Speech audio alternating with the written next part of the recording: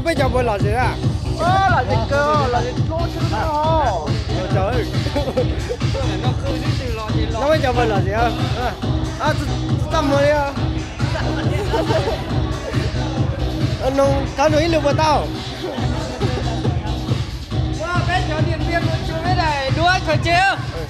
Điện viên muốn. Nó bây giờ vừa là gì à? Nó tao muốn xuống chia, nó chẳng muốn cái kinh luôn là nó. Đây. Ai đi chào.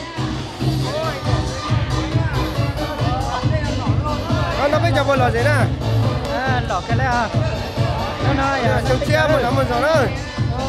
Chúng xét cái này. Nó bây giờ vừa là gì à? Lọ gì à? Này. Chú nó khó thì nó làm nó cao sao hả? Nếu mà chủ anh trước. Cho khu đơn cơ bây giờ.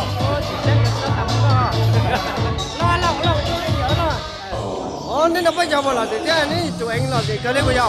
Bây giờ ấp cái gì à? Cái gì à? Cái tụi nó miền Trung tụi nó miền Bắc rồi. Này.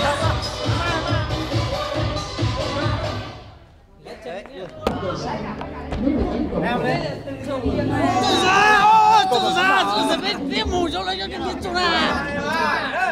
Bắt đầu mua vài anh chụp ra. Ô, chạy cổ đây nè. Còn được.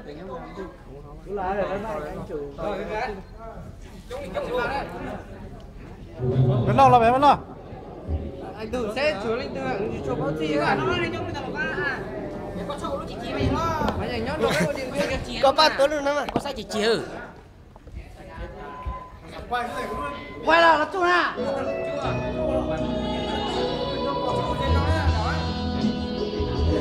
Có chưa?